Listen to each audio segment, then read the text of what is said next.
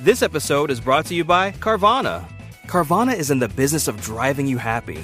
And with the widest selection of used cars under $20,000, you're bound to find a car that'll put a smile on your face. They even offer customizable financing so you can plan your down and monthly payments. To shop thousands of affordable vehicles 100% online, download the app or visit Carvana.com. Availability may vary by market.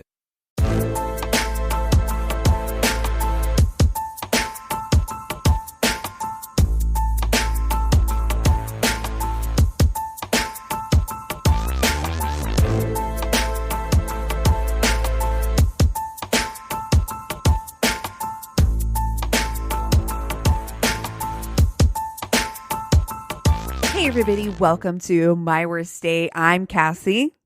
I'm Keegan. I'm Christina. And we are excited to be back with you guys, but what we're not excited about is recording remotely again.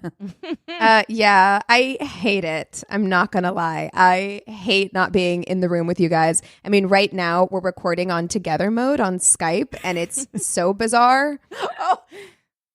I'm still in together mode. Dude, that's so funny. That's why you guys couldn't see anything. I was like, what are you guys talking about? I'm like, I got to put you guys back on a regular view. I need to. Oh, it's terrible. I'm still in together as well. So yeah. No, we're recording remotely because finally COVID has touched our group. And so we are. Neither of us, though. No, none of us. None of us.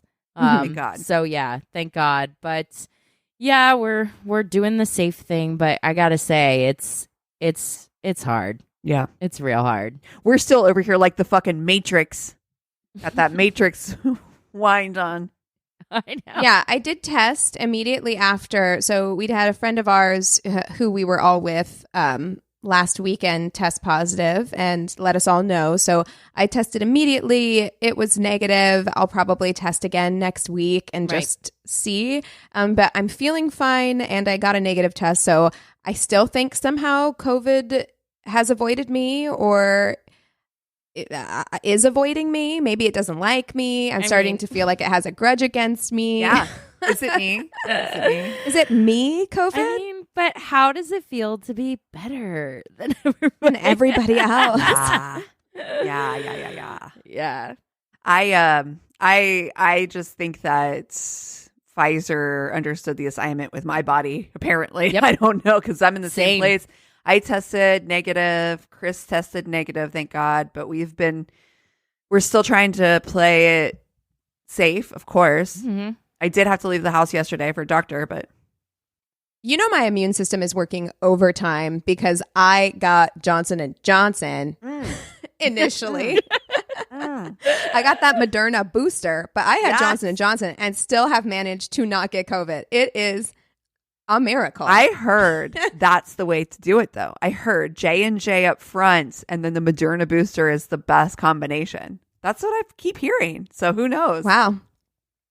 I mean, I would give it a 10 out of 10 from personal experience. So you're like, swipe right. I've been Pfizer the whole way, and honestly, they're working overtime because the call is coming from inside the house, ladies. It's knocking literally at your door. Yes.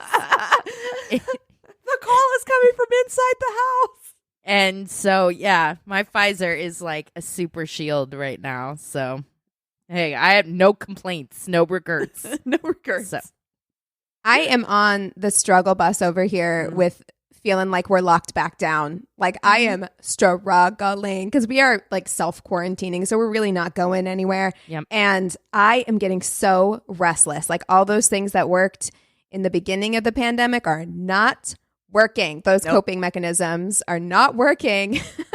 I've watched all of every single streaming platform that has been invented thus far.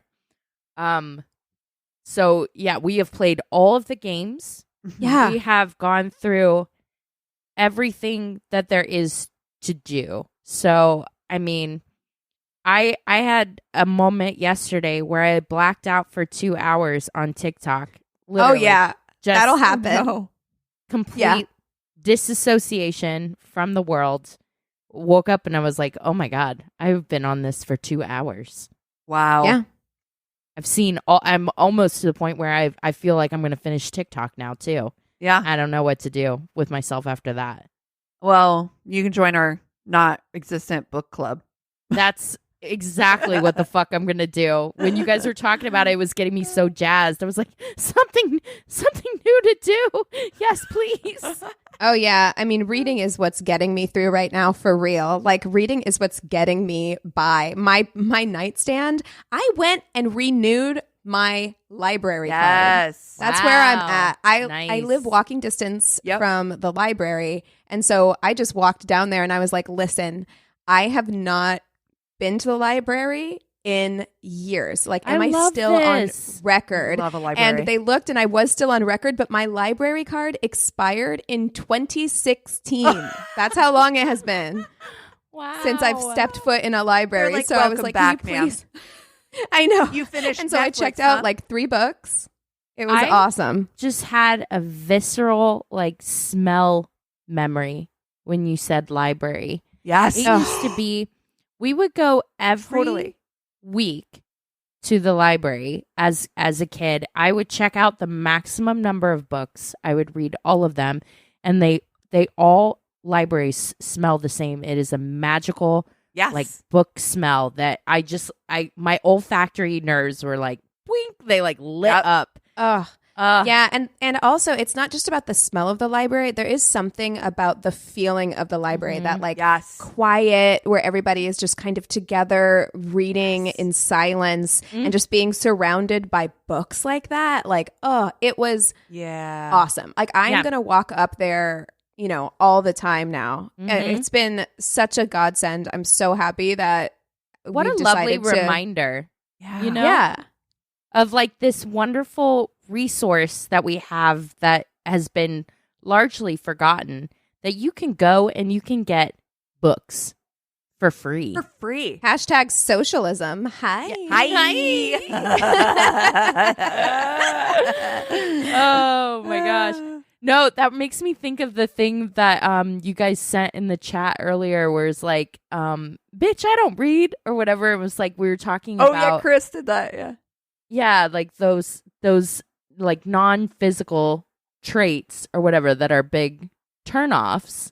And like for me, that is definitely one. Like somebody is like, I don't like to read. Oh, that's kind of a turnoff for me, like non-physical trait that I can think of. On the other hand, I am very much attracted to somebody. Like, so things that I'm like attracted to are people who are like well read. Like, I love having conversations with somebody who can. I mean, it's definitely one of the reasons that I was attracted to Chris, for sure, hands down. Yeah, because someone can read books that I might necessarily not love. You know what I mean? But then that's right. Having a conversation about what got to them about the book, like that's a great conversation to have with a partner. And you know, you get to see their point of view on what they're reading. It's hot. Yeah. Hot. Yeah. I think a turnoff for me in general is just when people have no interest in learning new things. I think that that's really the thing, because it's not just books, although I do, as someone who loves to read and grew up loving to read, I do love somebody who loves to read. But I also love somebody who likes discovering new music or finding new subjects that they're really interested in and get them really like revved up, you know, passion. Like that to me, wanting to learn and that like desire for knowledge is really sexy to me. Yes. Yeah. Yes. Yeah.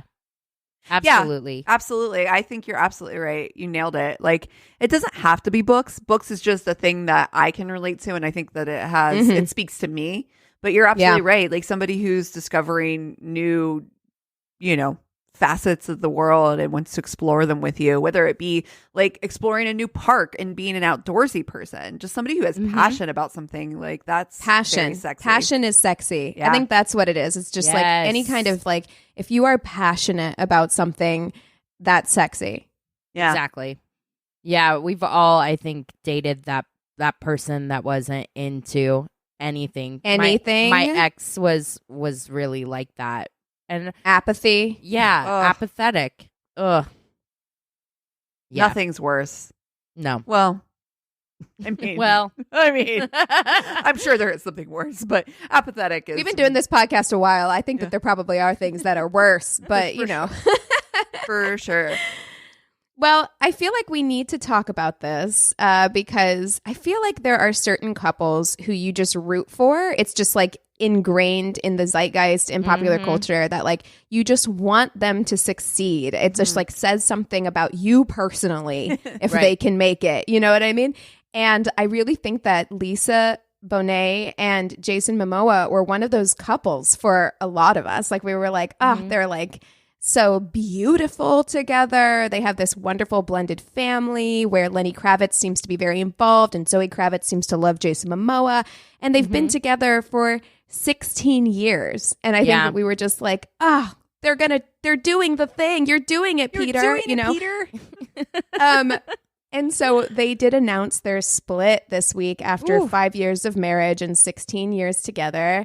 And while I'm very sad, I will say that I do like this new trend that we're seeing. I hate to call it a trend, but like a lot of people made fun of Gwyneth Paltrow and Chris Martin when they split up doing that like conscious uncoupling, right? And it's an eye roll because it's Gwyneth Paltrow more than anything else. Yeah. But actually, I love this. Like, I love that, people are being mature enough. They released a statement where they're just like, we've just decided to move on to the next chapter in our lives. We still care about each other very much. This was a conscious decision that we made, that we're in a different place now. And I'm like, I actually kind of I don't love that they've split up. And obviously, like Lisa Bonet has said that she's hurting from the split and everything. But I do love that like we're in this place where we don't glamorize this like big blow up kind of breakup anymore,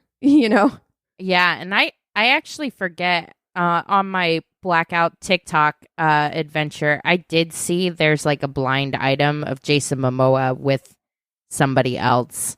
Oof. Already. I hate that. I don't like that. Well, I think all the women across America, all the cis women across America, maybe everyone across America, cis hetero women are just like, yeah. So you're saying there's a chance. That's right. No, ma'am. We are not saying you have a chance. Yeah, have you seen Lisa Bonet? I'm sorry. Oh my God. Never. She has more beauty in her pinky than I have in my entire fucking body. Like, she is so like ethereal and beautiful and like otherworldly. Like, Lisa Bonet is just on another planet. To end a relationship after that long is my heart goes out to both of them. Yeah, it's tough. It's got to be tough. 16 years. That's a long time.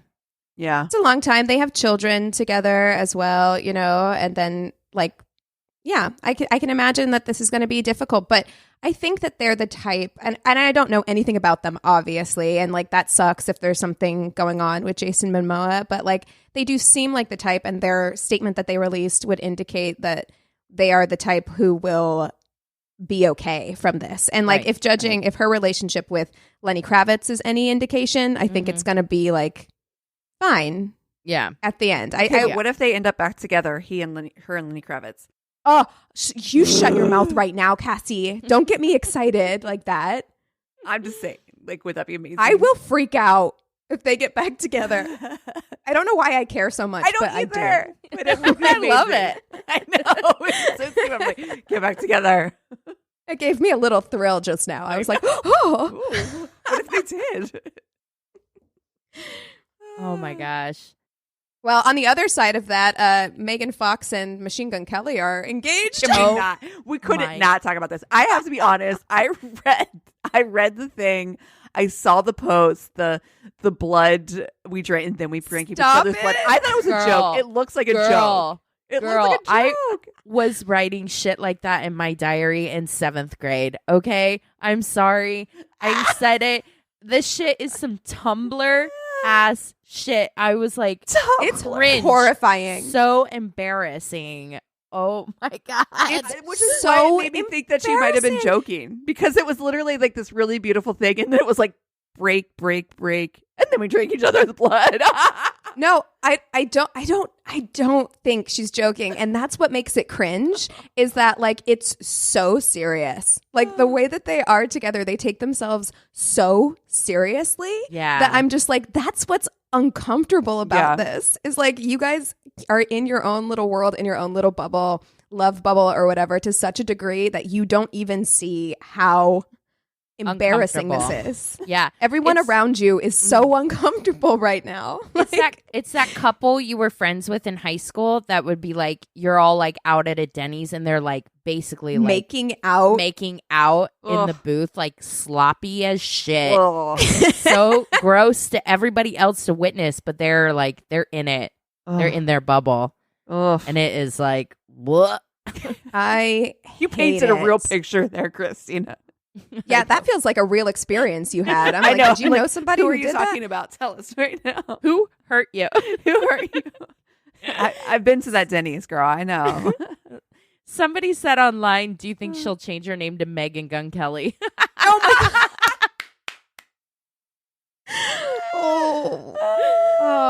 I'm fucking dead, so, dude. Actually.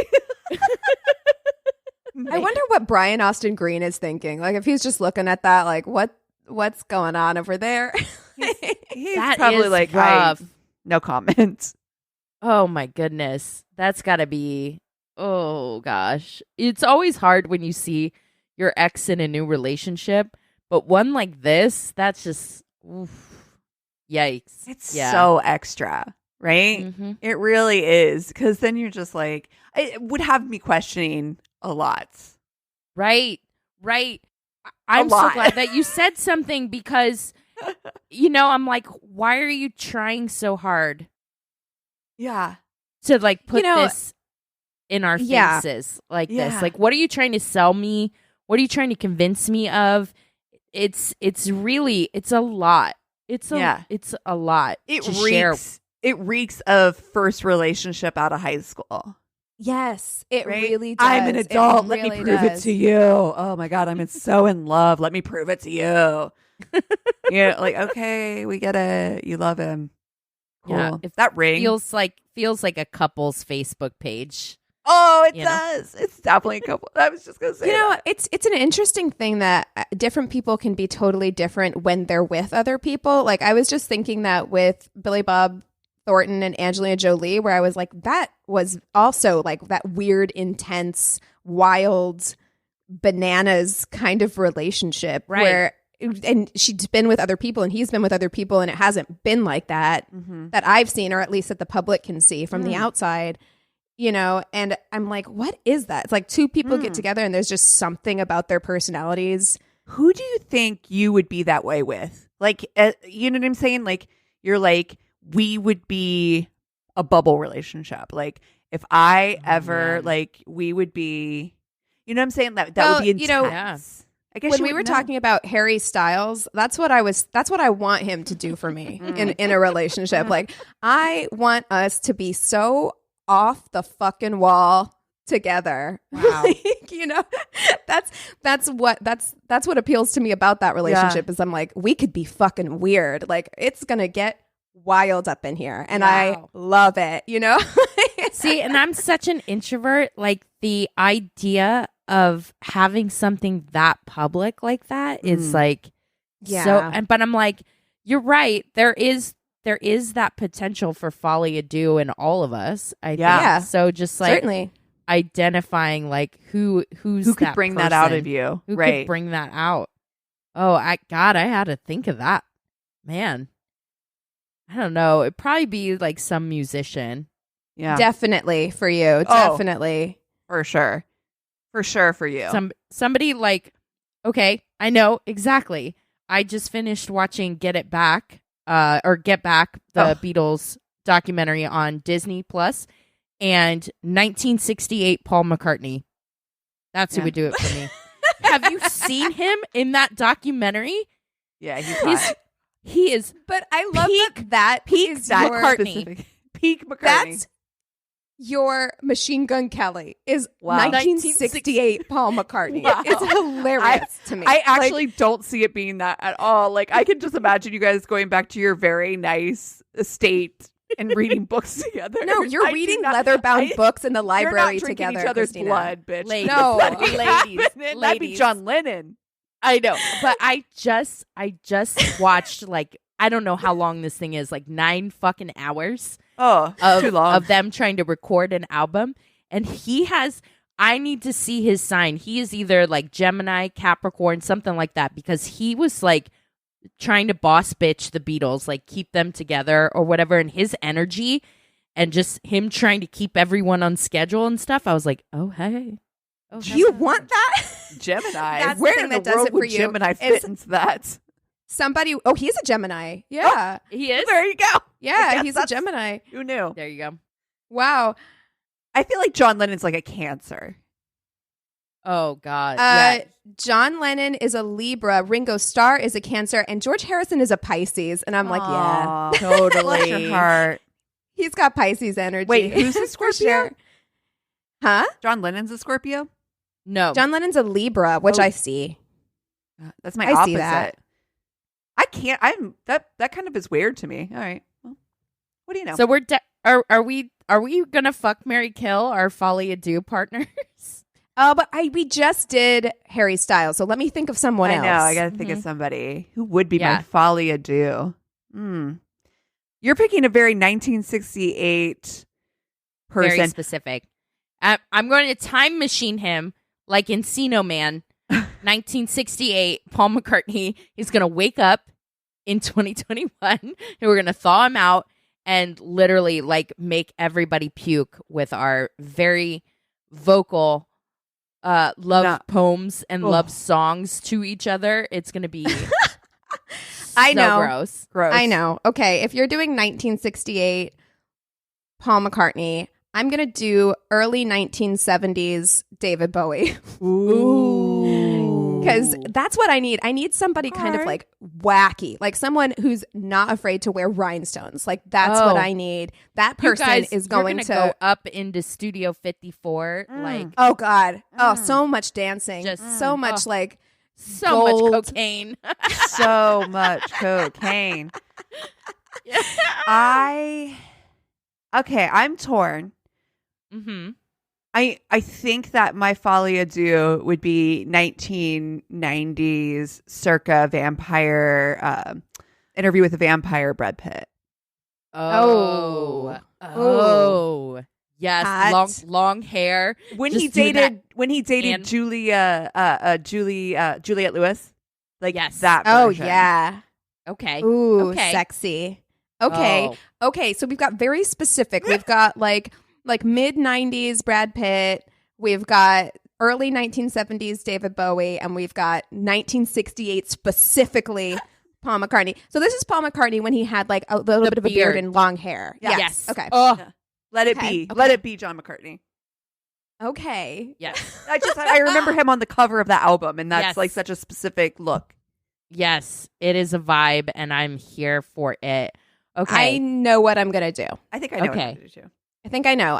Okay, so I am going to fuck Brad Pitt, okay, specifically in Interview with a Vampire because here's the thing, and I know how we feel about Legends of the Fall. It's the same time period. It's the same hair, right?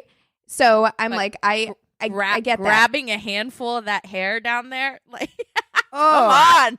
I was like, down there. Oh, down there. Oh, that's where his eye see. Oh, I see. Yeah, but I mean, like, he just like reeks of sex appeal at that time. Like, he's so hot. And like, then we drank each other's blood. What was the equivalent of like a really cringy Instagram post in the mid 90s? There had to have been some like equivalent, but I don't know. You release your own, like you do like a John and Yoko and do like albums on each other or something. Okay, so I am going to fuck Brad Pitt. I'm going to marry David Bowie. Like, I just think like it's gonna be so much fun. Yeah. Like we are gonna have so much fun. He loves to last. He was with Iman, right? For like ever. Forever. Yeah. Yeah. And they're like, that's really sweet too. Iman was doing an interview recently where she was saying how she doesn't like it when people refer to David Bowie as like her previous husband, because she's like, no, that's my husband. Like he's my soulmate. Like, baby. I know. And I'm like, oh, my heart. But yeah, they were together for a really, really long time. Mm-hmm. And I think especially being with him at that time period, like we are going to go off. Yeah. We're going to go off. We're going to wear platform shoes. We're going to share shoes. Oh, it's going to be so great. I can't wait. And the then double vanity where you guys can both do your makeup. Yes. Oh be my awesome. God. He's going to do my makeup for me. Mhm. Oh my God. Oh, just love it. And then I love Paul McCartney. We know how much I love Paul McCartney. But he, at that time period especially, I'm like, he was so focused on like the music and everything, which is, I know, your big thing, Christina. Oh, you yeah. love that. Like, but for me, I feel like it would be just a little too much intensity, a little too much like control. So yeah, I'm nothing against Paul McCartney, obviously, but I think I'm gonna have to move on. All right. Mhm. I know what I'm going to do. Mm-hmm. I am also going to fuck Brad Pitt because that is like Look at giving him. me early 90s like industrial music vibes in the background. Like I love it. I love it. Mm-hmm. It's a warehouse club. You're gonna Yes, fuck, yes, and it's gonna start raining blood. Oh my God! It's that scene from It's Blade. Yeah. And then listen, like two of those vibes together at the same time, like is take over the world energy, and I'm gonna marry 1968 Paul McCartney. Yeah, That is just I love the it for you. things that we can accomplish because we're both like on task. Oh my God. It's just so so hot funny to to me. You're like, we got so much accomplished. You're like, oh, the things we checked off of our to-do list. Oh, That makes me so hot.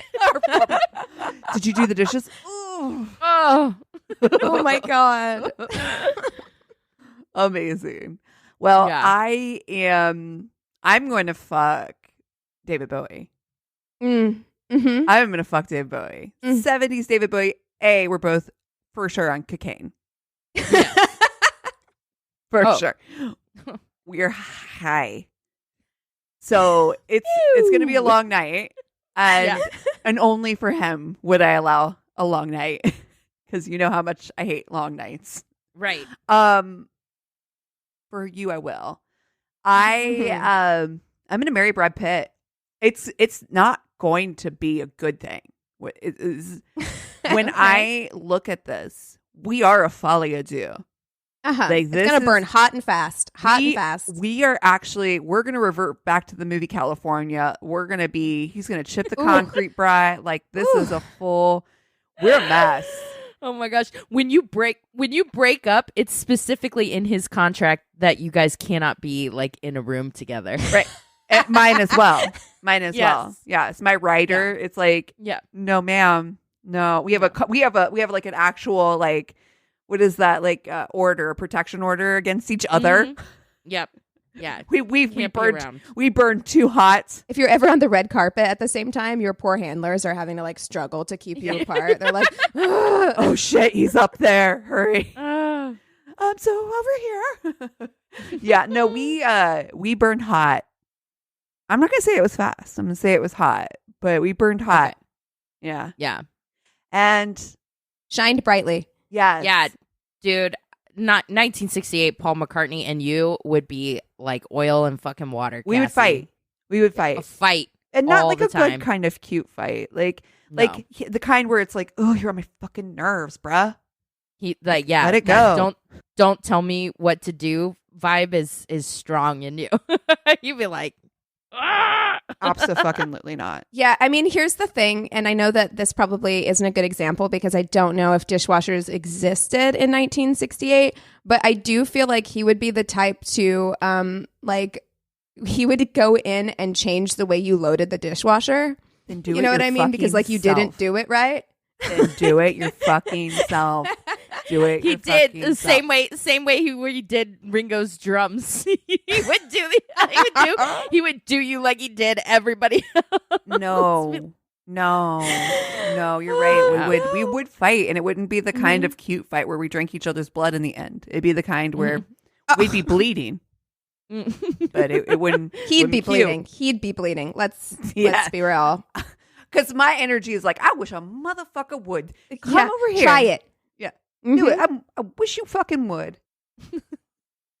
But he's hot though. Yeah, honestly. He is hot. I mean, look, I wouldn't have said no. Like, come on. Duh. That rooftop concert. Oh my God, he was so hot. It was. Back. Oh my God, sweaty. Well, you guys want to take 5 and then we'll come back with stories? Sounds good. Yes. And we're back. Okay, so I have the story, the first story this week, since I have the Tainted Love. Go for Okay. it. I was in a dry spell after breaking up with my boyfriend of 4 years. Every date I went on was sucky in its own way, and I was losing faith in guys pretty fast. My stepmom asked if she could set me up on a date with her cousin's roommate. She described him a little bit better than I'd give him credit for. She said he was nice, attractive, had graduated, had a job, and an active social life. Oh, and he was 6'4", which admittedly was a bit of a lure for me. I showed up at the coffee spot we'd agreed on, and very clearly the picture he'd sent me was very, very, very old, as in maybe taken when he was 18, 19, and at the time of our date, he was around 26 or 27. Okay. Whatever. That's a big change between those years. Absolutely. Like your facial bones aren't even like done moving at like 18. Stop. No. Whatever. I decided he was nice enough looking. The date started out fairly normally. He ordered a complicated coffee drink. I got water. Then he ordered honey toast. If you've never had that, I highly recommend for himself.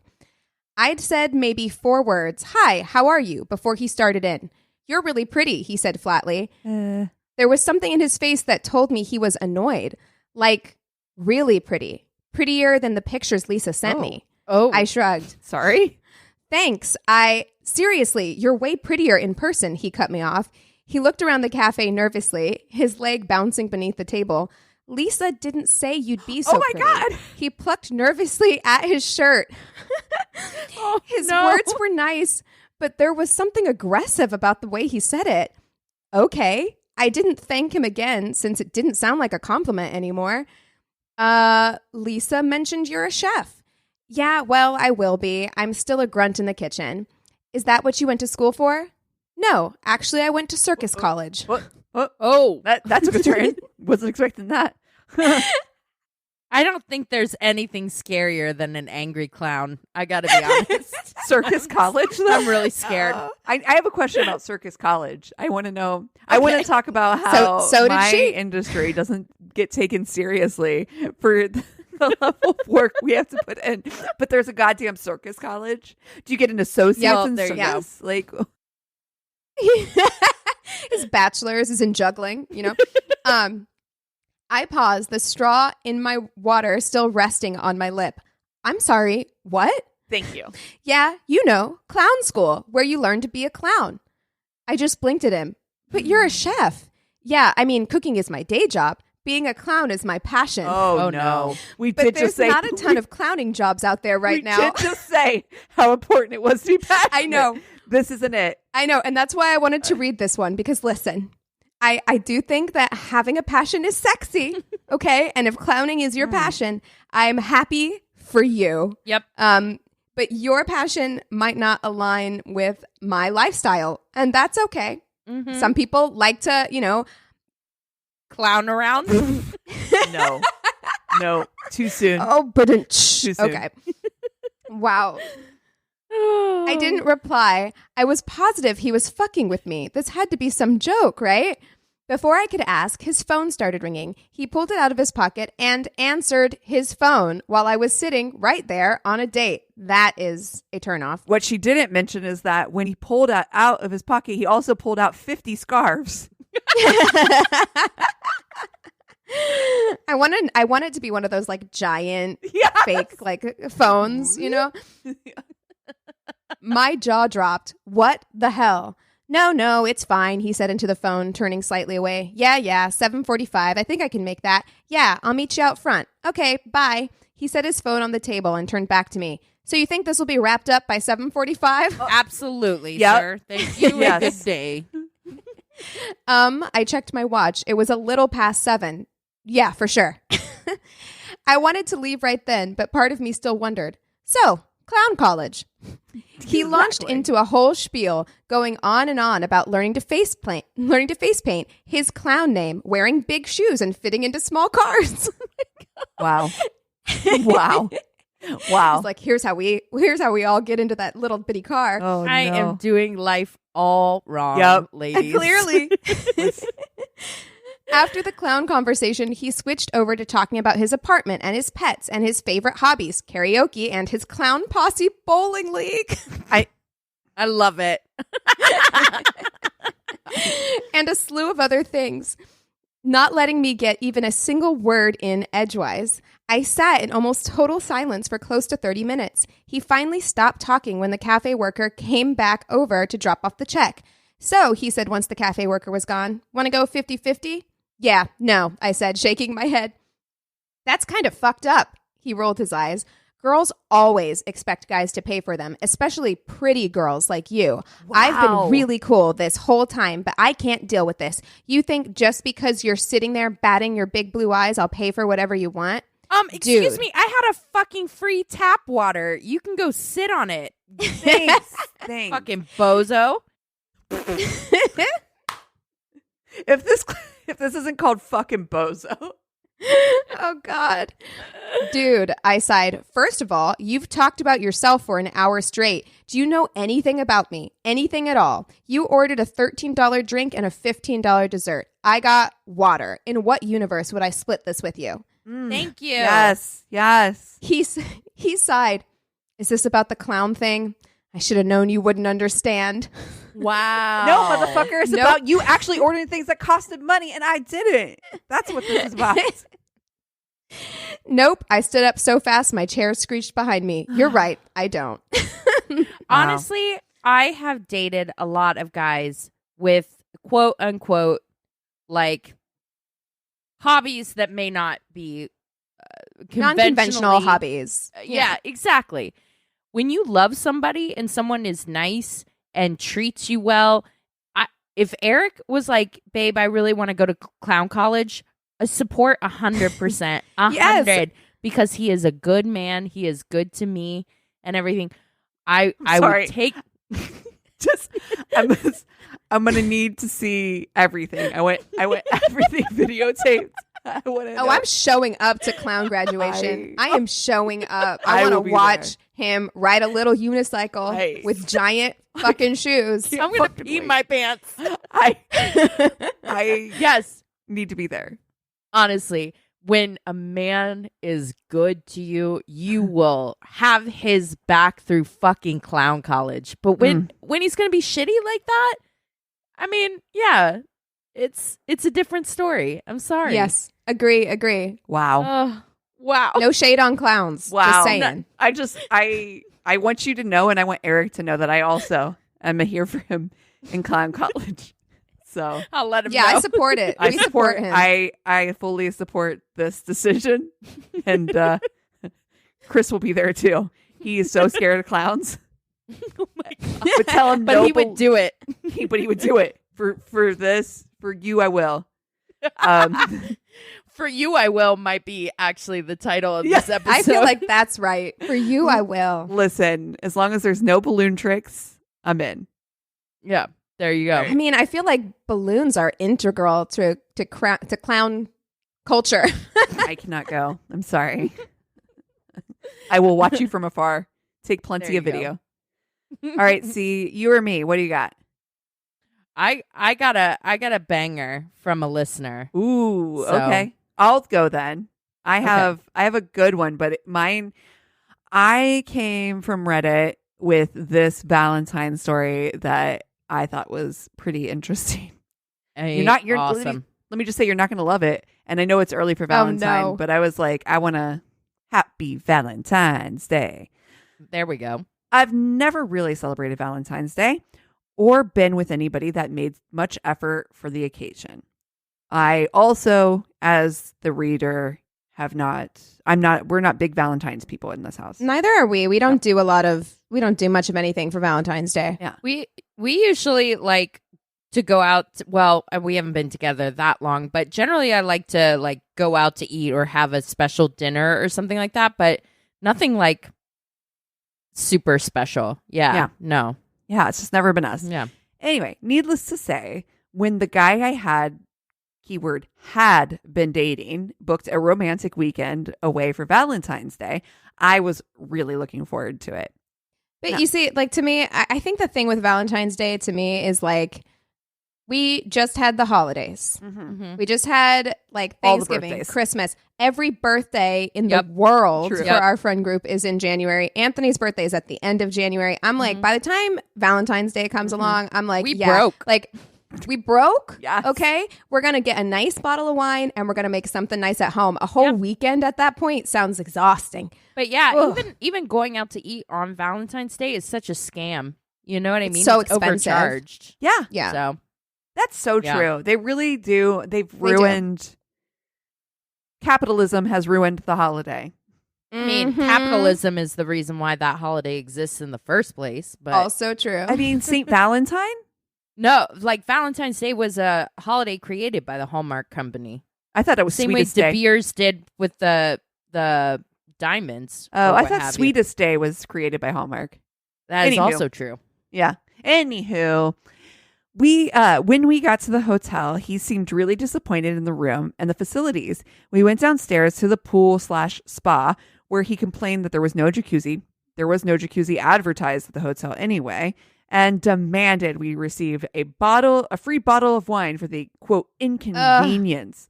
People like this are not my vibe at all. I was so embarrassed, but determined not to let it ruin the night.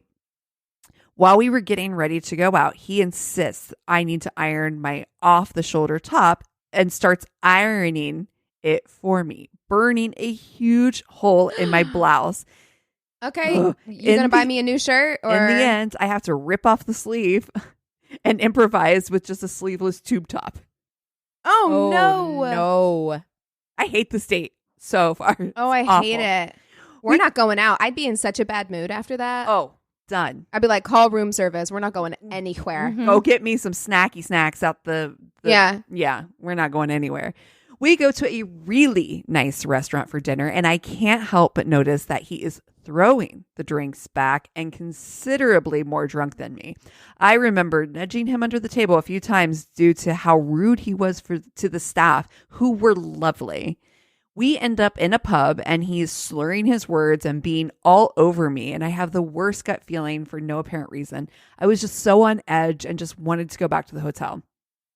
That's so unattractive when people get to the point where they're like that, like wasty, and they're like pawing at you and shit. Like, is there anything that's like more of a turnoff? Yes, no. Especially if you're not like, you know, it's like one thing if like you're in a dive bar situation kind of thing, but when you're in an upscale establishment, like awful. I act upscale.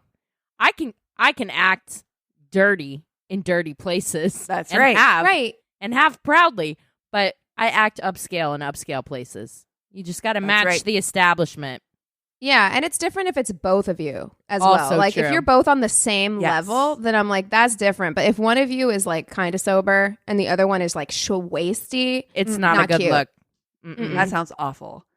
I ended up falling asleep first when we were back to the hotel, and I wake up to him all over me, disgusting and not reciprocated. I notice he has ordered bottles of wine from room service and has been up alone drinking them. I want to know how much money he spent on alcohol on this trip, because I'm in my head doing the maths, and I'm like, you bought how many drinks at an upscale restaurant where you know each cocktail has to be like at least $15 a drink. Yep. Right. And then you went to a bar after that and kept drinking, and then you bought bottles from room service at a hotel. Oh, wow. Like you just spent like hundreds Hundreds of dollars on booze. And really for yourself, because she's not drinking. He's literally drinking a room. I'm still half asleep when I hear him mumbling under his breath angrily, making absolutely no sense. He is really annoyed and starts shouting and slurred words at me that I ruined the night and to pack my stuff. We're going home. And that he's leaving. Oh. Going to get on the car and leave me here.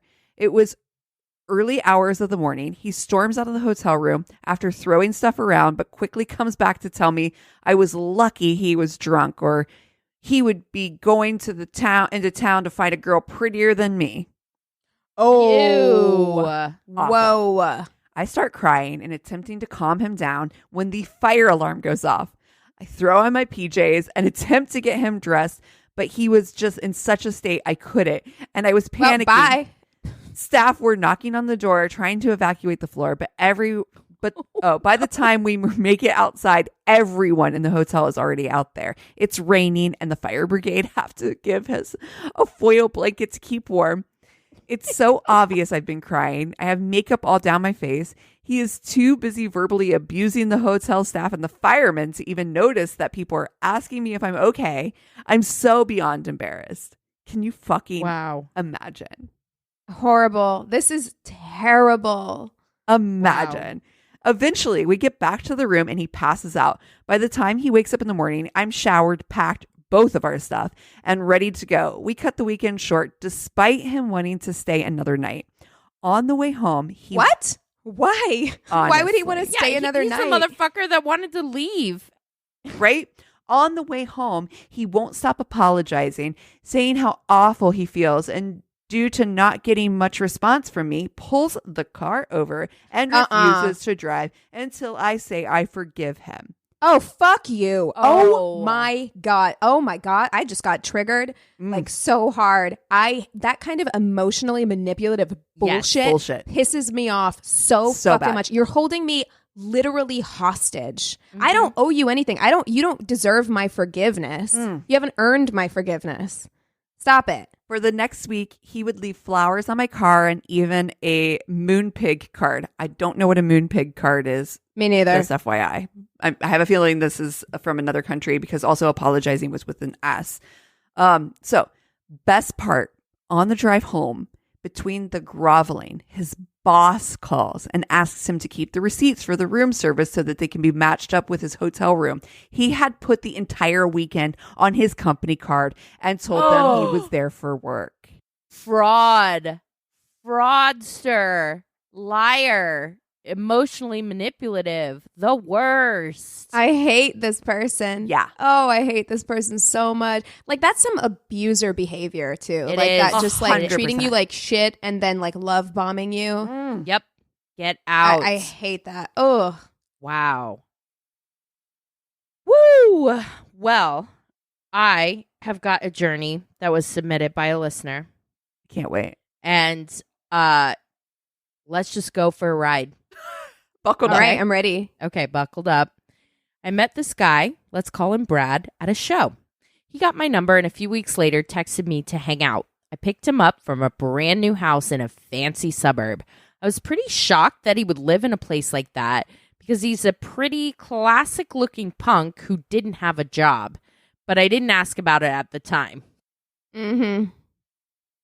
He then presented to me 3 jars of milk, saying that he traded a city worker some ketamine for 90 jars of milk and now needs to get rid of them. Makes perfect sense, I guess. I have 100 questions. Why did they have 90 jars of milk? How? I don't understand. Did they milk their own cows? And now I guess how much ketamine, because I need to know the milk to ketamine ratio. What's the exchange rate? Exchange rate. Exactly. This little detail becomes relevant later. So just hold it in your heads. It's relevant. Where else am I going to So put it? confused. It's there for the rest of my fucking life. Are you kidding me? Put that little nugget. That nugget will wake me up in the middle of the night tomorrow. Like, what? Okay. 90 jars. 90 jars of milk. Are we sure it was milk? We drove into the city for our date and decided on wandering around thrift stores and then dinner. At the thrift store, he buys some paper lanterns, the type that you light a fire into and the heat makes it float. Now, at this point, the area we live in is under a heavy blanket of smoke from nearby forest fire. Surely he's not going to light them today. Or ever. If you're in a fire hazard area, you do not buy lanterns that you use fire. Like, no, we can't do that. No. Like, we live in a place where there's a fire season. Like, you cannot be just like sending fire off into the air to land God knows where. That's not how it works out here. Yeah. What the fuck? At dinner, he becomes very distracted by his phone. He found a sick deal on some music equipment and needs me to take him to pick it up because he doesn't drive. Oh my God. He's like scrolling on Facebook Marketplace while you're on your date. Oh my God. He's like, I got a sick deal on an amp. Oh no. He's also going to the bathroom a lot this whole time, and I finally figured out he's definitely doing drugs in there. Yeah. Absolutely. Yeah. Yep. Or he's drinking jars of milk.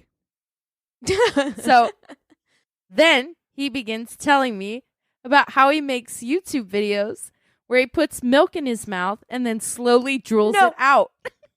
What? Wait, can you make money doing this?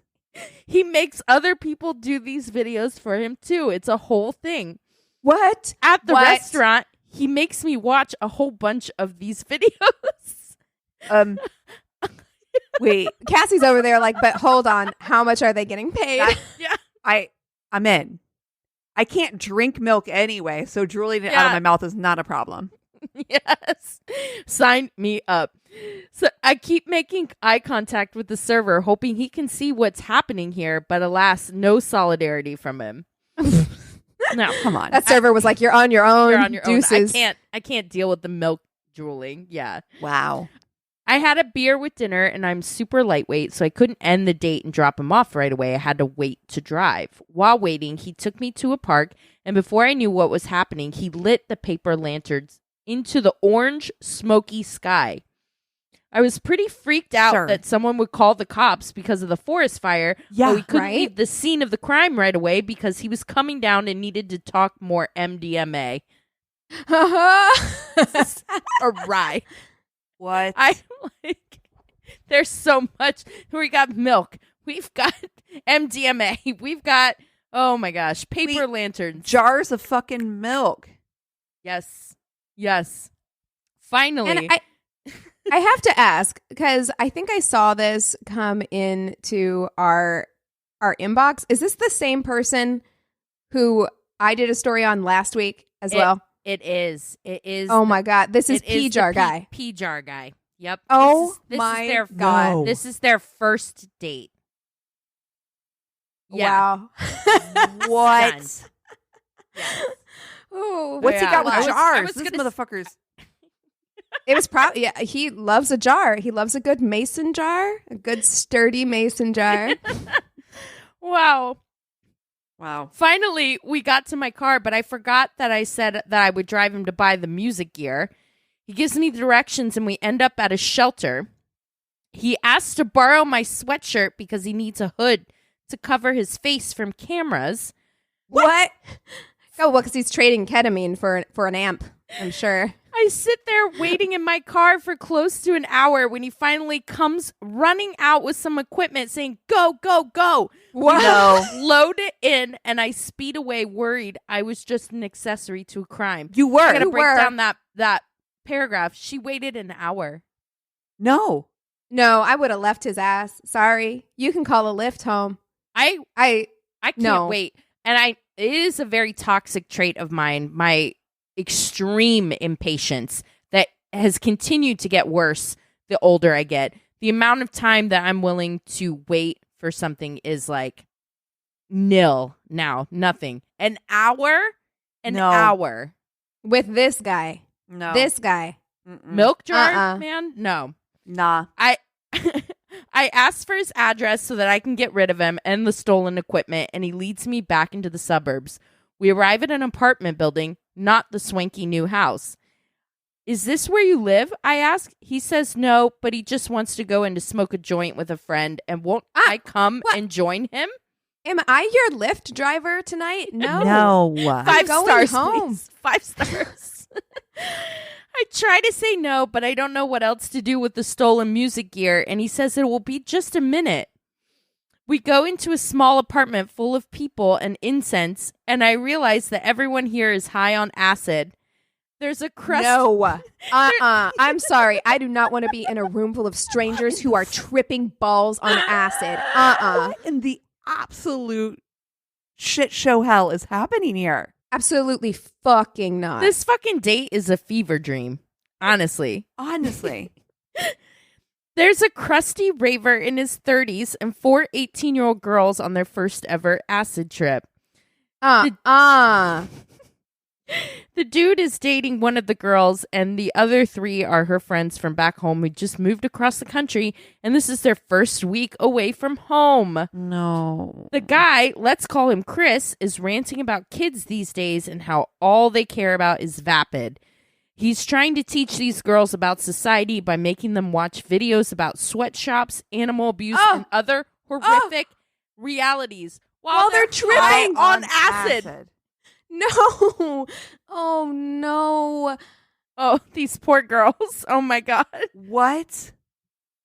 At this point, Brad brings out a big bag of drugs and offers me some. I don't know if it was the incense, the chaos of the day, or just being really lonely in a pandemic, but I agreed to get high with this group of people. Down the hatch, Brad tries to cheer up the young women by making them watch his milk videos. No. What? I can't. I'm so upset. Oh I'm my so God. upset He's like, by guys, this situation. I got something that'll pick this evening up. Just drool milk. Can you imagine watching that tripping your balls off? I'd be like, what? No. Oh my God. No. Oh my God. What is Oh. happening? The 4 girls don't want to be in a tiny apartment with these guys watching sad documentaries and weird milk art. They want to run around in a park and touch grass.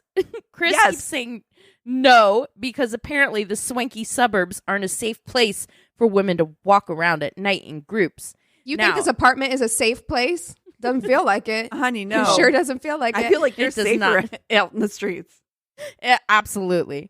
Now, if there's one thing I can't abide by is crusty old ravers telling teenagers what to do. So I start orchestrating an escape. That's right, girl. Solidarity. It wasn't much of a sneaky escape because now I was also high by this time. We go outside and the guys follow. I thought that I could be a great trip mom for the girls as an older, wiser, more experienced acid taker. But it turns out I was actually quite high. I went to pee behind a tree and apparently just sat for 10 minutes with my pants around my ankles, oblivious to the fact that I was no longer peeing. Amazing. I'm fucking dead. Just like 1 hour later.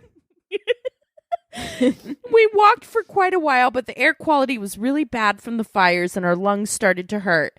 Brad said that his house was nearby and we could go there to get out of the smoke. We walked there and all 7 of us file inside. Something seems wrong, though. The house is very nice and clean, and people are definitely home sleeping. Oh my God. Oh no. Oh no. And you have stolen shit in your car. Ma'am. What?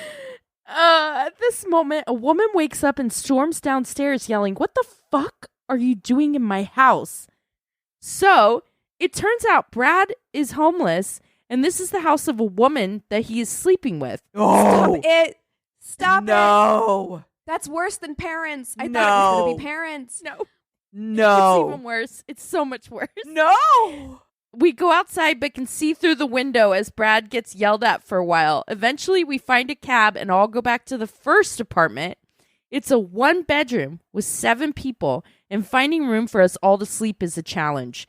Brad and I curl up in a corner, and I witness him opening a 7-Eleven sandwich, tearing open a cigarette, and sprinkling it onto his sandwich. What? Whoa. Okay, Whoa. time out. Why? Time out. There's What in the hell are you telling us? This is some fake news. You made this up?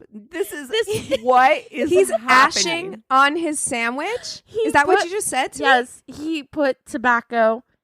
He put a cigarette onto a 7-Eleven sandwich. What? Why? about to hang up this call. With this fake news. What in the fuck is happening? We're almost there, guys. This fever dream is about to break. I'm hanging on for dear life. I feel like I'm tripping right now. I know. Right? When I asked in the morning, he said he forgot he was eating and thought he was rolling a spliff. No one does much sleeping, and I can hear Chris getting upset with his girlfriend for leaving the apartment.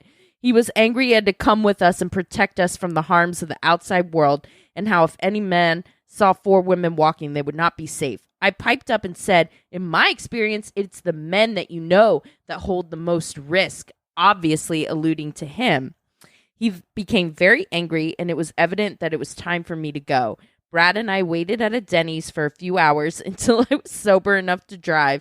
God, is this why Denny's is still open for all of us to sober up? Yes. Yes. I think about that girl often and hope she's all right. I moved to a new town with no friends at the beginning of the pandemic. Loneliness was a big factor in why I stayed on that date for so long. Sure makes a good story, though. Wow. Woo. I mean... That's a lot.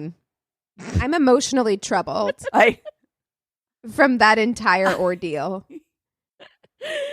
Oh my God. I don't know if I'll ever be safe again. I just want you to know. No. And then she saw him again and he peed in her water jar. Yep. And then drank out of it. Yeah. Hey, listen. I gotta come on the side of this.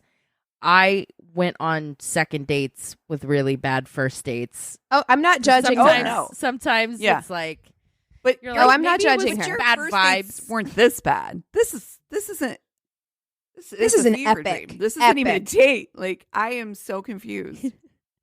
Hours. It honestly is a modern day Homer's Odyssey that we just went through. Yes. Siren call. Like, it was everything was there. I feel like it lines up. It really does. Yeah. Wow. Oof. Wow. Thank you for writing in. What a trip. Okay. So, my turn to do Tainted Love this week. The last 2 Tainted Loves I've done have been real heavy hitters, kind of like hardcore bangers. So I decided to kind of like take a step back this week, have a little bit of fun. And so I am going to talk today about Hortense Mancini. Okay? Christina, you were saying recently that you wanted us to do another history one. And so I love it. I have obliged. I first heard about this person on the Noble Blood podcast, which we've talked about before. Such a good podcast. The rest of my information I got from a MadameGuillotine.co article, a Factinate article, an FYaHistory.com article. So let's jump in. Okay. Hortense was born into nobility on June 6, 1646 in Rome, and she was the 4th of 5 sisters. She also had 3 brothers, so lots of kids. Mm-hmm. Their mother was said to be a great beauty, and this trait she passed down to her daughters. And their father was an eccentric aristocrat who was said to have dabbled in black magic with a specialty in necromancy. So she had a very awesome, kind of like strange, eclectic childhood. There's a lot of art going on in her household, lots of money, wealth in Rome. You had me at necromancy. Yeah. Hortense's uncle on her mother's side was Cardinal Mazarin, Cardinal Mazarin, who was both the cardinal and chief minister to Louis XIV. So it's safe to say that they were very, very, very well connected.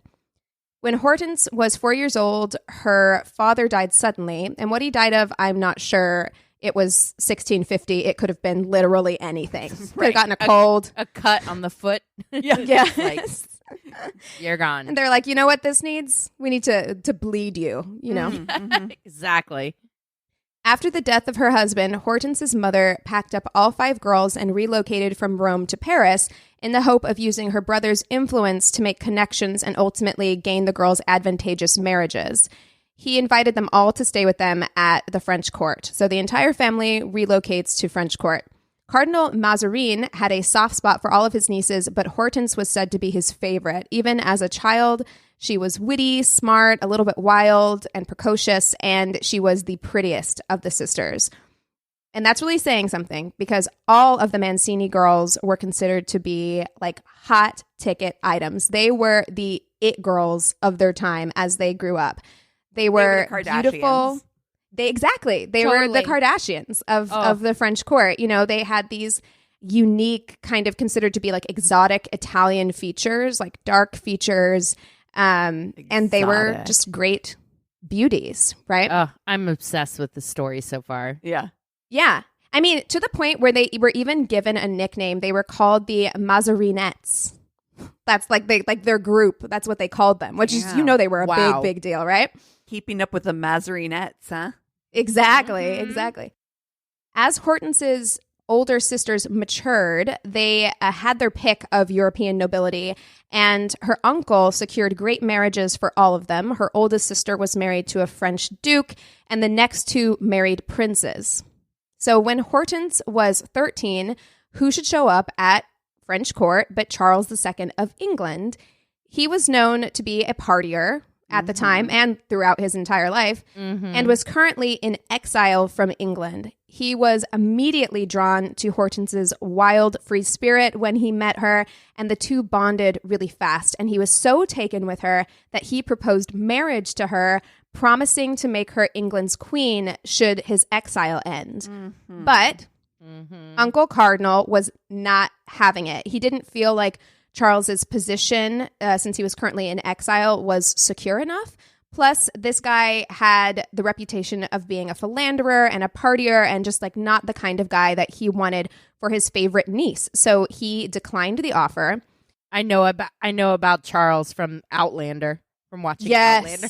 You're like, I've got his number. You're like where I get most of my history. Exactly. I think I've actually talked about him on this podcast before. I'm pretty sure one of my previous ones. But her uncle would soon regret this decision, because literally months after he proposed marriage to her, he was reinstated as the King of England. So she really would have gone on to have been the queen. She's like, wait, Charles, wait, one more time. Hold on. Yeah. 1 sec. Time out.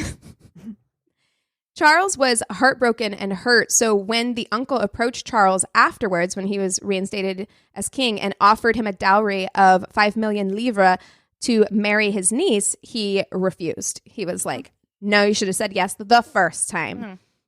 You gotta love me in my worst. That's right. That's right.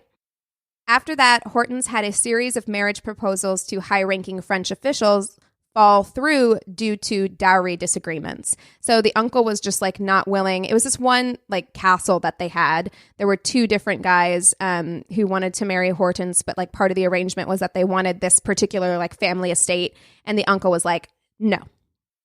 So finally, an arrangement was secured, and on March 1st, 1661, 15-year-old Hortense was married to one of the richest men in Europe, 29-year-old Armand. I'm not going to say his entire name because it's literally like 1, 2, 3, 4, 5, 6 names. No. Wow. Oh, wow. Armand, okay? Hortense's uncle would die soon after, but he loved Hortense so much. She was such a favorite of his that he left her a tremendous fortune. She was his primary heir. Wow. So at the age of 15, Hortense was one of the wealthiest women in Europe, married to one of the wealthiest men in Europe. Wow. So they were extremely, extremely wealthy. But you know what they say, money doesn't buy happiness or love, especially when the person you're married to is an absolute maniac. So, Armand, Hortense's new husband, was a terror. First of all, it was said that he had an interest bordering on obsession with Hortense from the time she was 9 years old. Ew. Which is God, very upsetting. But he was also a religious fanatic who was wildly erratic and possessive and jealous. So he believed, for instance, that milking cows was too erotic for women, and believed that the sight of milkmaids milking cows would be lustful and sinful to passing men. To remedy this, he had the front teeth of all his female servants knocked out so that they would be less attractive and tempting to the male servants and the other men around them. He knocked out all of the front teeth of all of the women in his service. Can you fucking imagine? Horrifying. I just got chills. Truly horrifying. And Cassie, this will make you cringe. Can't wait. When Hortense's, more than you're already cringing, but specifically for you, when Hortense's uncle died, she inherited his priceless art collection, some of the most beautiful art in the world at the time. Armand found the paintings and sculptures obscene. So one day, Hortense had to watch as Armand chipped off and painted over the genitals on all of the pieces. These like priceless like paintings and sculptures. Wow. Mm-hmm.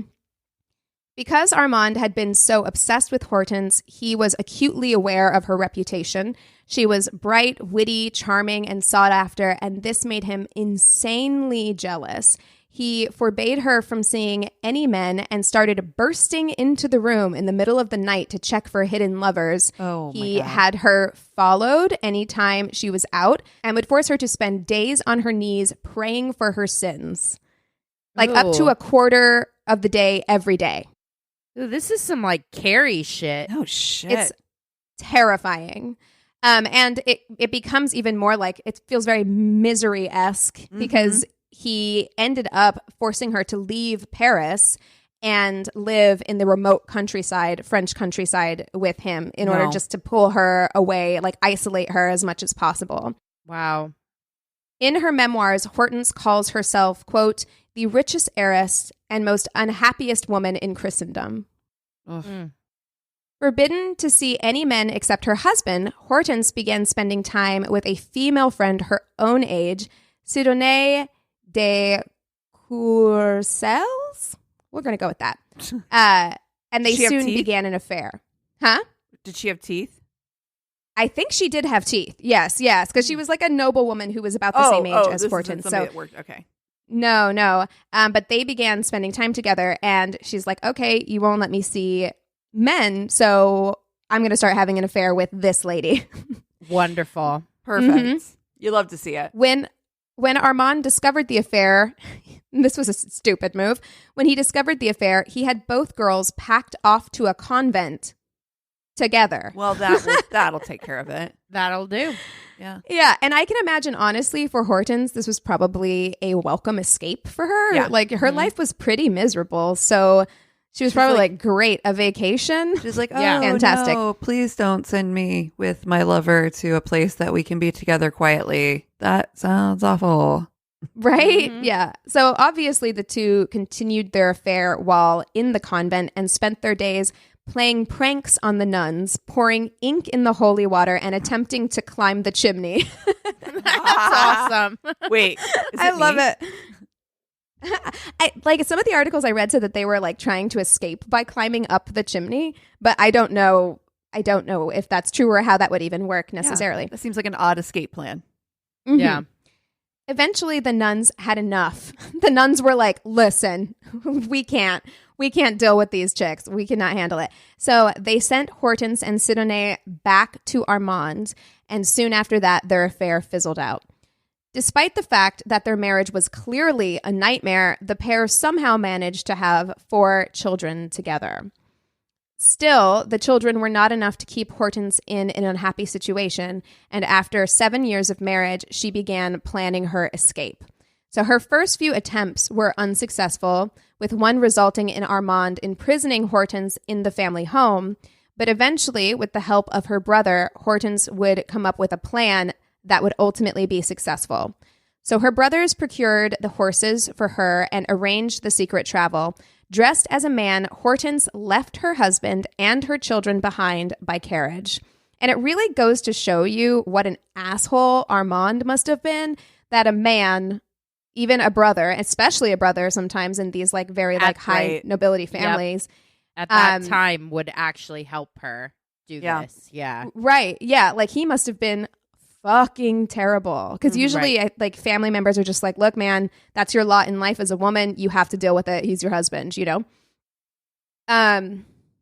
Hortense rode through the night to Rome, where she would stay with her closest sister, Marie, who was now the Princess Colonia. Her escape became an immediate sensation all across the continent, the gossip of the year. One courtier commented that, quote, no cuckold has ever been so deserving of the title as the Duke Mazarin Armand, and every day of his life gives me more admiration for his wife, who prefers to take to the road rather than suffer his presence any longer. Yeah. Wow. Like these are men who are like, nah, good for her. Good for her. Like, I love it. Love it. Yes. Hortense did attempt to get a divorce, and I'd like to think that she wanted to be reunited with her children because it sucks that she had to leave her kids behind. But we don't actually know. Her later writings didn't really indicate that she was all that maternal, so maybe not. Either way, she couldn't get a divorce. She lost her resources to her husband, who continued to relentlessly demand that she return home. No. Meanwhile, at Marie's house, her husband sucked too, so her sister Marie. Marie feared that he had been trying to poison her, so the two women, Marie and Hortense, decided to flee to France, where Marie's former lover and first love, King Louis XIV, took mercy on both women and put them under his protection. Yes. So Thank you. Marie, Hortense's sister Marie, and King Louis XIV were like childhood sweethearts, like very, very sweet on each other. They had to actually be like separated because he wanted to marry her, and everybody was like, you can't marry her. Like it wasn't a marriage fit for a king. So they wrote letters back and forth to each other and everything. So they had a history. And so when the women fled back to court, he put them under his protection. Nice. Louis gave Hortense an annual pension of 24,000 livres, which was a hefty sum, and this allowed her the unusual freedom to become an independent woman. Nice. It also helped that none of that money had to go to rent because another of Hortense's former flames, the Duke of Savoy, who had also once proposed marriage to her, also offered his protection and home on his property. So she lived in a house. Yeah. She lived on a house on his property and also got like all this money from the king. So she was just kicking it. She was living the best life. Wow. Yep. While there, Hortense began work on her memoirs. She decided that since the story of her escape had become such salacious gossip around town, that she should step in and shape the narrative, which was a genius move. I mean, they really were like the Kardashians of their time. They're like, we're going to grab hold of this story. Yep. And we're going to control it. Mm-hmm. And we're also going to profit from it. Mm-hmm. Yeah. So Love it. Yeah. The book became so wildly popular that it spawned imitations. Grifters began writing their own works and putting the names of the Mazarinette sisters on the cover, especially Marie, because she had also left her husband after Hortense did. So people were writing these fake memoirs, kind of trying to profit off of this like new trend that Hortense had started. Hortense would classify this period of her life as incredibly happy. Her home on the Duke's property became a safe haven for artists and philosophers, but this would be short-lived. Soon, the Duke would die, and his widow, believing that Hortense had had an affair with her husband, kicked her off the property. And let's be honest, she probably did. Yeah. I mean, I was just going to say, Yeah, let's be real. Oh, you can't blame the wife. You're like, no. Yeah.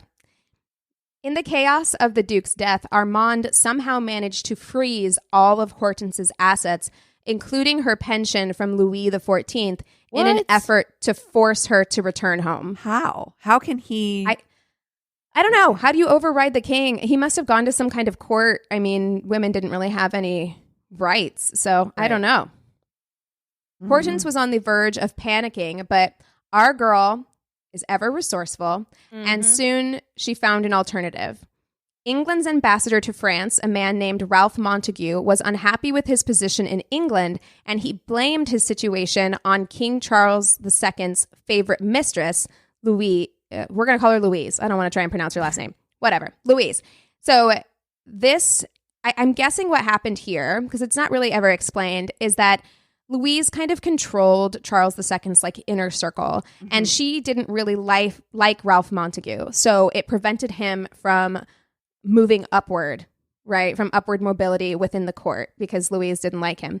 So knowing Hortense's financial situation, her fame, and her past with King Charles II, because he had proposed to her, he went to Hortense and proposed that she infiltrate the French court and try to unseat Charles's current mistress to become the favorite. She would be well taken care of, and she could talk Ralph up to the king. So it was like a win-win. He's like, you get in there, I get in there, we all get in there. Everybody's happy. So Ralph foot the bill for Hortense to travel to England under the pretense of visiting her niece, who was married to King Charles II's younger brother, James. The plan went off without a hitch.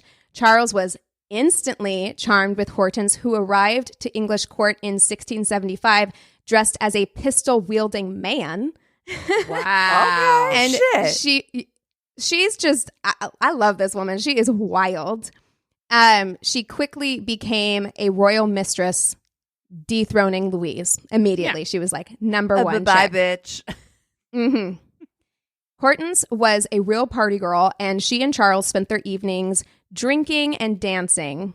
She wasn't concerned with being the number one mistress, so long as she received a generous allowance, and she did.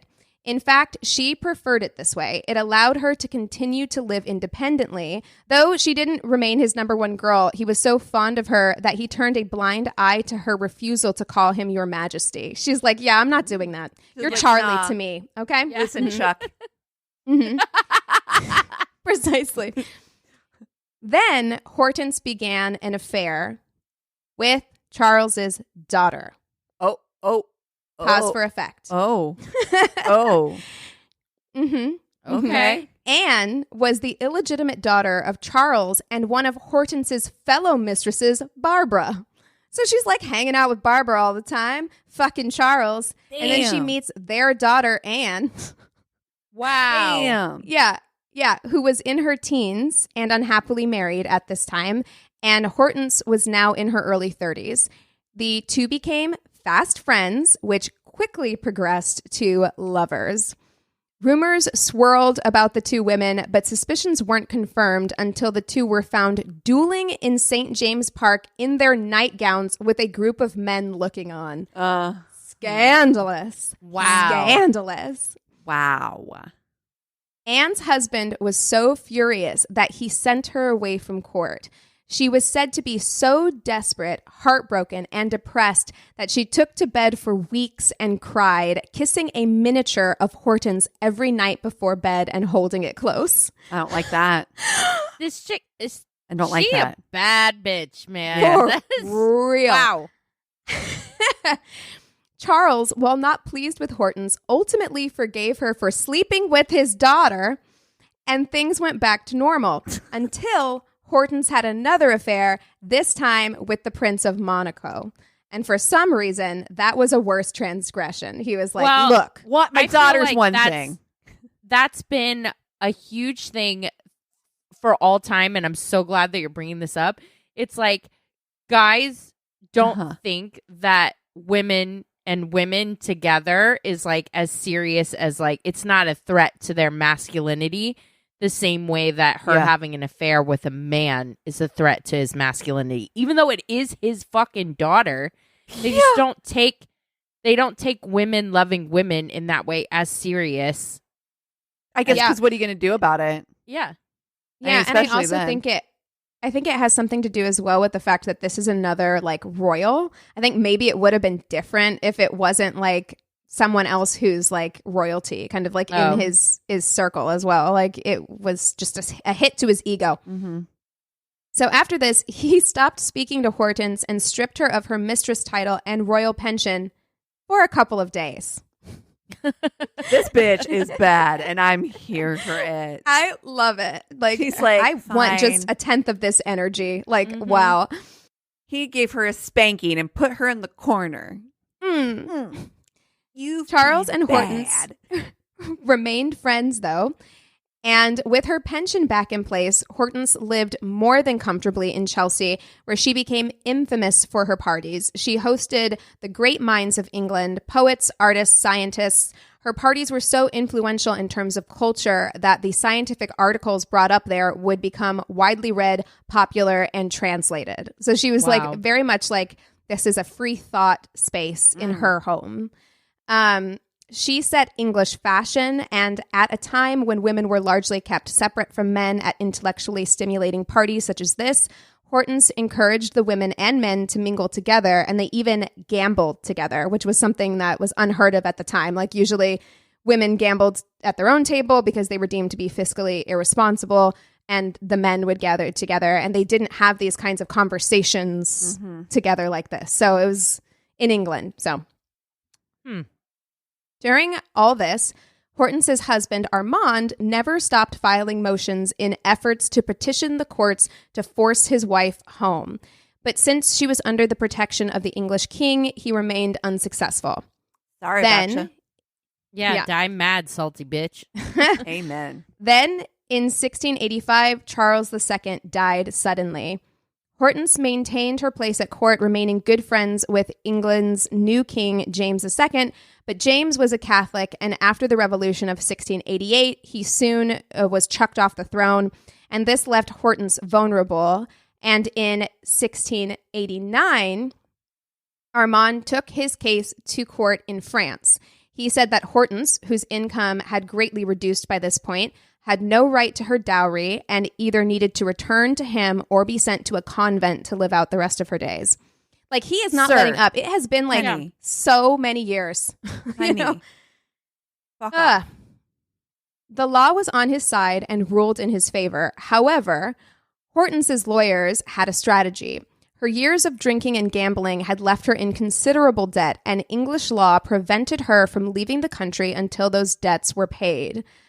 Armand, who had always been miserly, despite his wealth, refused to recognize Hortense's debts as legitimate. After all, she had no right procuring debt without her husband's permission, and so he refused to pay her debts. So she couldn't, they were in a stalemate. She couldn't return home. Hortense moved to the English countryside where she would live the rest of her life until she died of alcoholism. So some people said that it was just hard living in general, and then others would say that this was a deliberate act, that she intentionally, quote, hastened her death by excessively drinking strong spirits. And some historians believe that this means that she drank a number of tonics that were known to cause death, so that it was a suicide. She passed away in 1699 at the age of 53. Even after her death, Armand remained obsessed with Hortense and unable to let her go. He traveled to England, where he bought Hortense's body from her creditors. Once carted back to France, he took her corpse with her everywhere he went for a year. My dude. The obsession is strong. When he visited country estates that Hortense was said to have hated the most, he lingered there longest with her body. Like, what's wrong with you?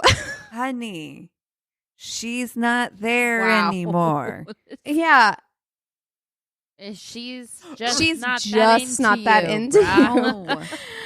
Eventually, he did bury Hortense in the ground next to her uncle as she had requested, and there she remained until the French Revolution, when her bones, as well as her uncle's, were dug up and thrown into the river. Where she is now, nobody knows. It's so fucking weird. They're like, no. Wow.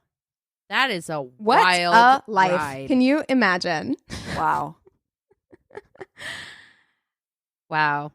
Fast and bright. Dude, everything about that, I'm like, I need to see the dramatic reenactment of everything you just said. I want the costumes. I want...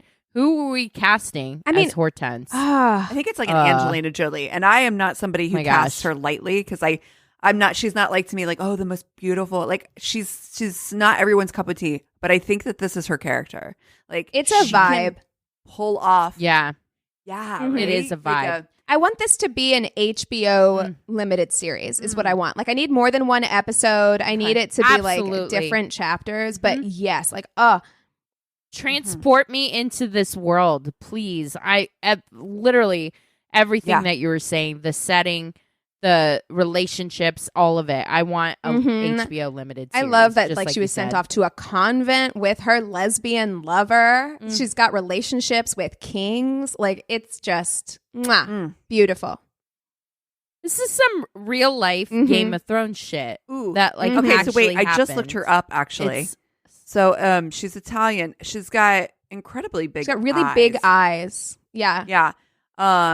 And so to me, I look at her and I think of Christina Ricci, if I'm honest. Yeah, like visually, she's got kind of that vibe. Yeah. This could be like her like big return, because it's not like Christina Ricci ever went away. She just had a baby. But like she could use something that re-legitimizes her, because I feel like she kind of went and she did like all those Lizzie Borden movies on Lifetime, and like now she needs like a good quality like hit HBO show. She did that Zelda Fitzgerald show. Yeah, I watched that. I didn't love it. It was all right. This is her Bridgerton. Yeah. Get on board. This is yes.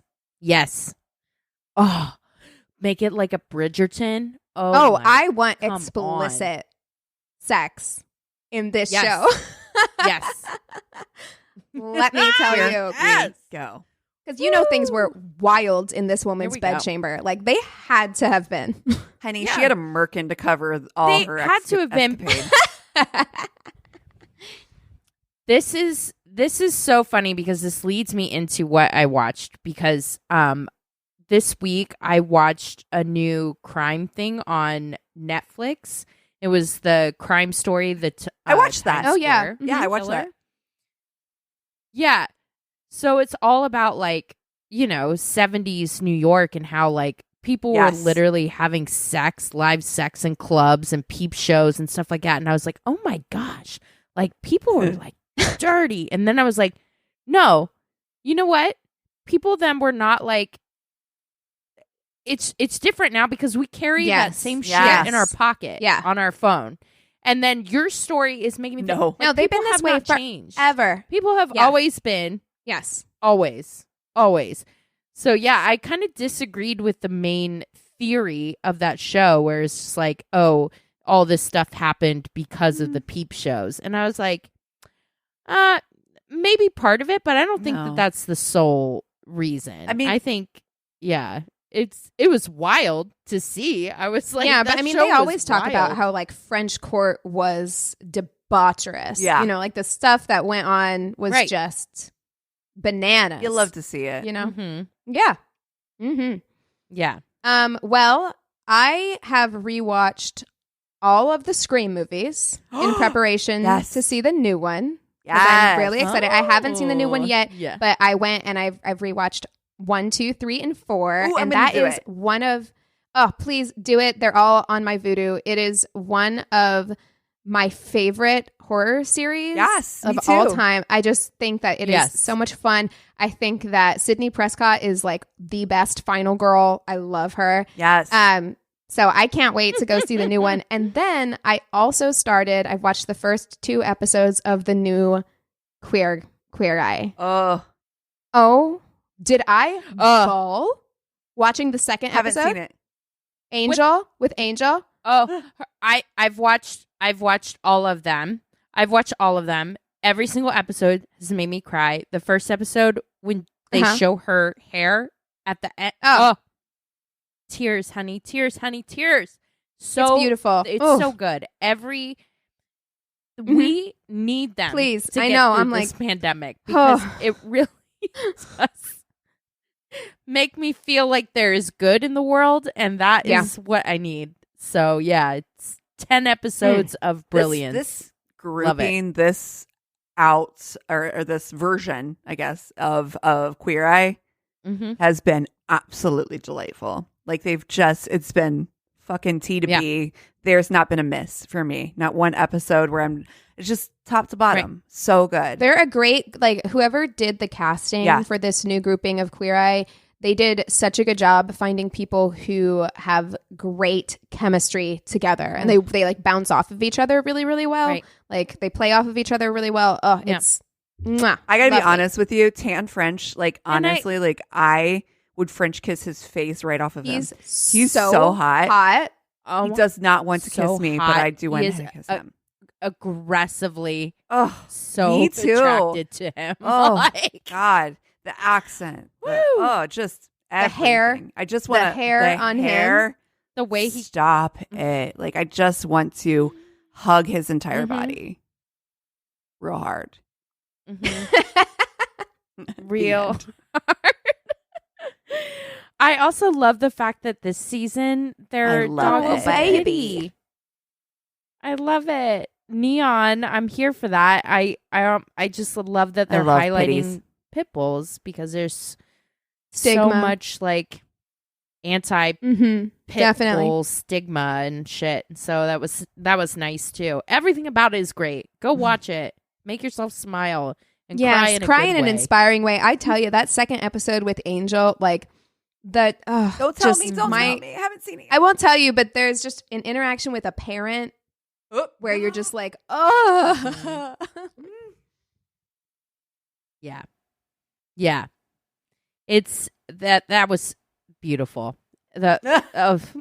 Anyways, yes, go watch that. But hey, if you've got stuff that we should watch, if you want to reach out with bad date stories full of milk jars and acid trips, because we love them, go to our one-stop shop of website. It's myworstdatepodcast.com. And we love you so much. Cheers.